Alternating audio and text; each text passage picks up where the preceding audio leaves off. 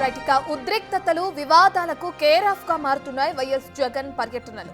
జగన్ పర్యటనలో పలువురి మృతి చెందడం, అనేక మంది నేతలపై కేసులు నమోదవడం ఇప్పుడు చర్చానీయాంశంగా మారింది.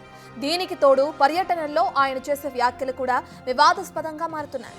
తెనాలిలో రౌడీ షీటర్లను పరామర్శించారంటూ విమర్శలు వచ్చాయి. ఇప్పుడేమో ఏడాది క్రితం మృతి చెందిన నాగమల్లేశ్వరరావును పరామర్శించడమేంటని టీడీపీ ప్రశ్నిస్తోంది.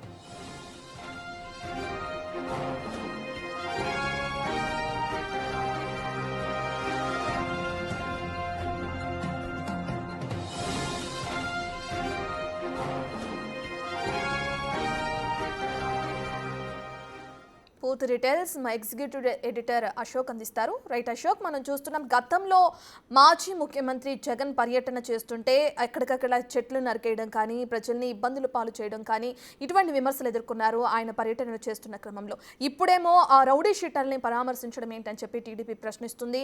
ఇప్పుడు చేస్తున్న ఏ పర్యటనలు అయితే ఉన్నాయో వాటి వల్ల అనేక మంది నేతలు అరెస్ట్ అవ్వడం కానీ, అల్లకల్లోలం సృష్టించడం కానీ జరుగుతుందని చెప్పి ఆ టీడీపీ ఆరోపించడం కూడా మనం చూస్తున్నాం. ఎలా చూడొచ్చు అంటారు జగన్ పర్యటనలకు సంబంధించి?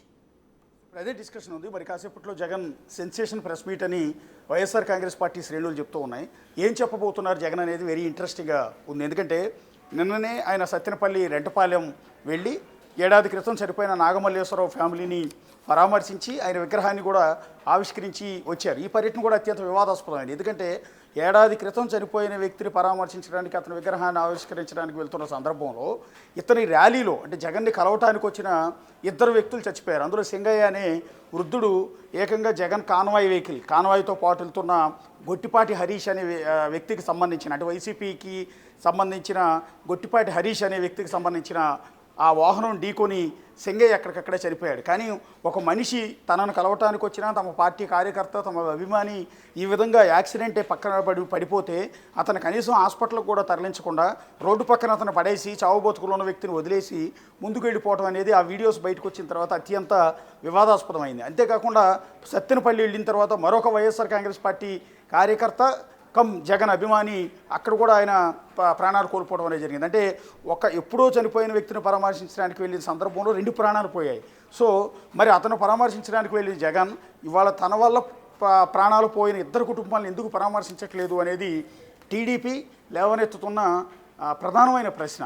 సో అక్కడ పరామర్శకు వెళ్ళినప్పుడు నీ వల్ల 2 ప్రాణాలు పోయాయి కదా, నీ అభిమానులు నీ పార్టీ కార్యకర్తలే కదా, ఆ ప్రాణాలు నీ వల్లే తీశారు కదా, మరి అతను ఎందుకు పరామర్శించలేదు ఆ కుటుంబాన్ని అనేది ఇప్పుడు టీడీపీ ప్రధానంగా వైఎస్ఆర్ కాంగ్రెస్ పార్టీని టార్గెట్ చేస్తూ ప్రశ్నిస్తుంది. ఇక దీనికి తోడు మొన్న తెనాలి వెళ్ళిన సందర్భంలో అక్కడ పోలీసులు నడి రోడ్డు మీద కూర్చోబెట్టి కొట్టిన రౌడీ షీటర్లు పరామర్శించడానికి వెళ్ళటం అత్యంత వివాదాస్పదమైంది. ఎందుకంటే వాళ్ళు అనేక కేసుల్లో చిక్కుకున్న వ్యక్తులు, సంఘ విద్రోహ శక్తులుగా ఉన్న వాళ్ళని జగన్ పరామర్శించడం ఏంటి? ఒక మాజీ సీఎం అయి ఉండి వాళ్ళ చేతుల్లో ఇబ్బందులు పడిన బాధితులను పరామర్శించడం మానేసి ఆయన వీళ్ళని ఎందుకు పరామర్శించాడనేది అక్కడ వివాదమైంది. అట్లా పొదిలిలో పొగాకు రైతుల సమస్యల మీద వారు రైతులతో మాట్లాడటానికి జగన్ వెళ్ళిన సందర్భంలో వేలాది మంది కార్యకర్తల్ని జన సమీకరణ చేయటం, పెద్ద ఎత్తున ర్యాలీ చేయటం, అదే సందర్భంలో జగన్ వస్తున్నాడని నల్ల బెలూన్లతో నిరసన తెలుపుతున్న టీడీపీ కార్యకర్తల్ని, మహిళలపైన వాళ్ళు రాళ్లదాడి చేయటం, ఉద్రిక్తతకు కారణం కావటం.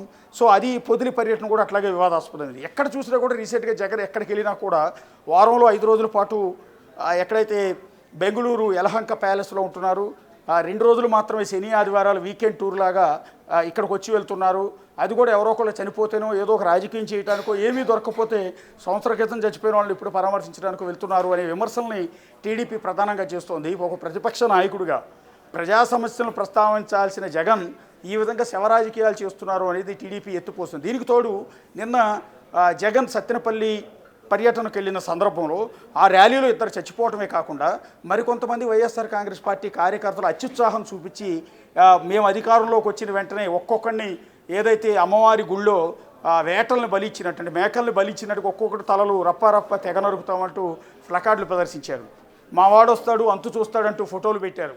సో అత్యంత దారుణంగా, అంటే సమాజాన్ని రెచ్చగొట్టే విధంగా, 2 వర్గాల మధ్య గొడవలు పెట్టే విధంగా, ఈ విధంగా ఒక అశాంతిని సొసైటీలో రగిలించే విధంగా కార్యకర్తలు అత్యుత్సాహంతో పెట్టిన ప్లకార్డుల వల్ల వైఎస్ఆర్ కాంగ్రెస్ పార్టీకి కొంత ఇబ్బందికరమైన పరిస్థితులు కూడా తలెత్తాయి. దీనికి కూడా జగనే సమాధానం చెప్పాల్సిన పరిస్థితి ఏర్పడుతుంది. ఏకంగా మేము అధికారంలోకి వస్తే ఒక్కొక్కటి తల తెగ నరుకుతామంటూ ప్లకార్డులు పట్టుకున్నప్పుడు వైఎస్ఆర్ కాంగ్రెస్ పార్టీ శ్రేణులు అంటే ఆ ర్యాలీ కండక్ట్ చేసిన వాళ్ళు కావచ్చు, జగన్ పర్యటనని ఆర్గనైజ్ చేస్తున్న వాళ్ళు కావచ్చు, వాటిని నియంత్రించాల్సి ఉంటుంది. లేకపోతే సొసైటీలోకి ఆ పార్టీ అన్నా జగన్మోహన్ రెడ్డి అన్నా కొంత ఇబ్బందికరమైన అంశం వెళ్ళి వేరే రకంగా నెగిటివ్గా వెళ్ళే అవకాశం ఉంటుంది. దాన్ని సొంత పార్టీ నియంత్రించుకుంటే ఇవాళ టీడీపీకి మాట్లాడే అవకాశం ఇచ్చుండే వాళ్ళు కాదు. ఎందుకంటే అలాంటి ప్లకార్డులు ప్రదర్శించడం తప్పు అన్నది ఒక రాష్ట్రాన్ని 5 ఏళ్ల పాటు పరిపాలించిన మాజీ సీఎంగా జగన్మోహన్ రెడ్డికి తెలియకుండా ఉంటుందని అనుకోవటానికి లేదు. ఎందుకంటే ఒకళ్ళు మేము అధికారంలోకి వస్తే రప్పారప్ప తెగ తలుకుతాం తల్లని అని ఇప్పటి నుంచే భయాందోళనకు గురి చేస్తూ మా వాడు వస్తే అంతు తేలుస్తాడని హెచ్చరికలు జారీ చేస్తే అది ప్రజల్లోకి నెగిటివ్గా పోతే రేపు వచ్చే ఎన్నికల్లో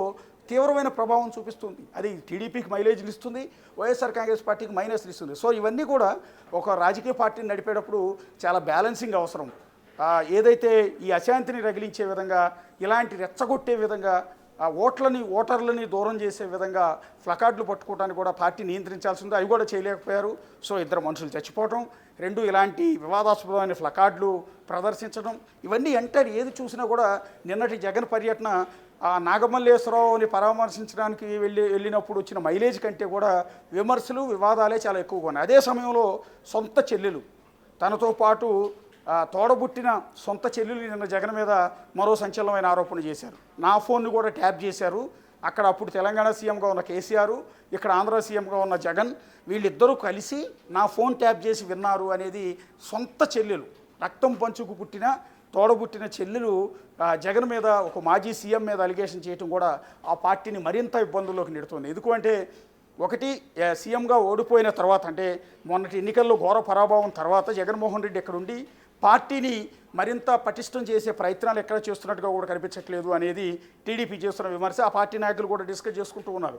ఎందుకంటే వారంలో 5 రోజుల పాటు బెంగళూరు వెళ్ళిపోతున్నారు. బెంగళూరు ప్యాలెస్లో కూర్చుని ఏం చేస్తారు? ఇక్కడ నుండి పార్టీని నిలబెట్టాలి. కేవలం వారానికో 10 రోజులకు ఒకసారి వచ్చి ఎవరో చచ్చిపోతే వాళ్ళ పరామర్శించడానికి వెళ్ళటం తప్ప పార్టీని స్ట్రెంథన్ చేసే ప్రయత్నాలు, ఘోర ఓటమి అంటే 11 సీట్లకు పడిపోయిన పార్టీని మళ్ళీ నిలబెట్టి వచ్చే ఎన్నికలకి ప్రిపేర్ చేయాల్సిన బాధ్యత పార్టీ నాయకుడిగా జగన్మోహన్ రెడ్డి మీద ఉంది. అవన్నీ చేయకుండా కేవలం శవరాజకీయాలు మాత్రమే చేయడం వల్ల మనకు ఎలాంటి మైలేజ్ రాదు అనేది వైసీపీ శ్రేణుల ఆలోచనగా కనిపిస్తుంది.